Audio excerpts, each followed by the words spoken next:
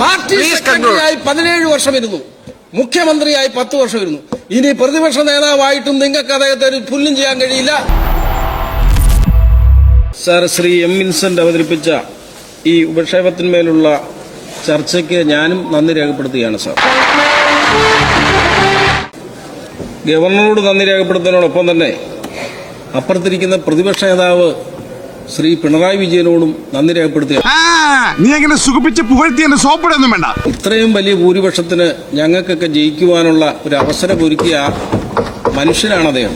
ഇതൊന്നും ഇല്ലാത്തല്ല, ഉള്ളത് തന്നെ. PRD സ്ഥാപിച്ച LDF അല്ലാതെ മറ്റാരുണ്ട് എന്നുള്ള ബോർഡുകൾ കേരളത്തിൽ എല്ലാ ജംഗ്ഷനിലും ഇപ്പോൾ ഉണ്ട്. അത് മാറ്റരുതെന്നാണ് എനിക്ക് മുഖ്യമന്ത്രിയോട് അഭ്യർത്ഥിക്കുവാനുള്ളത്.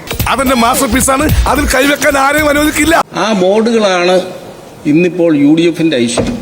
വിവരമില്ലാത്തവനാണെങ്കിലും സത്യം പറയൂ. പിണറായി വിജയനോടൊപ്പം അദ്ദേഹത്തോടൊപ്പം പ്രവർത്തിച്ച മറ്റ് മന്ത്രിമാരോട് ഞാൻ നന്ദി രേഖപ്പെടുത്തുകയാണ്. സാർ, ഇവരൊക്കെ രണ്ട് കൈയും നീട്ടി സ്വീകരിക്കാൻ തയ്യാറായിട്ട് നിൽക്കുക. ധൈര്യമായിട്ട് പറഞ്ഞോളൂ. വി ശിവൻകുട്ടിയോട് നന്ദി രേഖപ്പെടുത്താതെ പറ്റില്ലല്ലോ. നിന്നിടം തുറക്കുന്നവൻ, ആത്മാർത്ഥതയിൽ വാളംപുളി കലക്കുന്നവൻ, കുടിക്കുന്ന വെള്ളത്തിൽ വി ശിവൻകുട്ടിയെ ലോകം അറിയപ്പെടുന്നത് അങ്ങിരിക്കുന്ന ചേംബറിൽ കയറി ആ കമ്പ്യൂട്ടറിലും കസേരകളും എല്ലാം തല്ലിപ്പൊളിച്ച് മുണ്ടുമടക്കി കുത്തുനിന്ന് ആനന്ദ നൃത്തമാടിയ ആളാണ് വി ശിവൻകുട്ടി.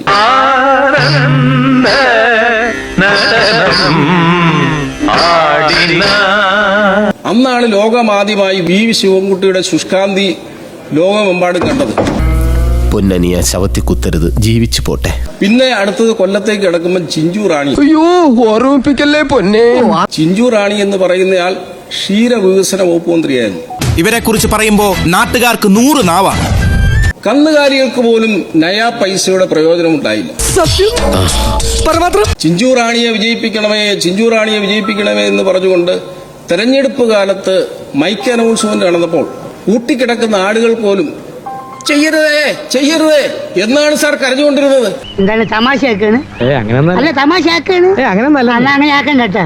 വീണ ജോർജ് എന്ന മന്ത്രി കാരണം ലോകത്താദ്യമായി വെന്റിലേറ്ററിൽ നിന്നും ഡിസ്ചാർജ് ചെയ്ത് വീട്ടിലേക്ക് പോയ ആദ്യത്തെ ആളാണ്.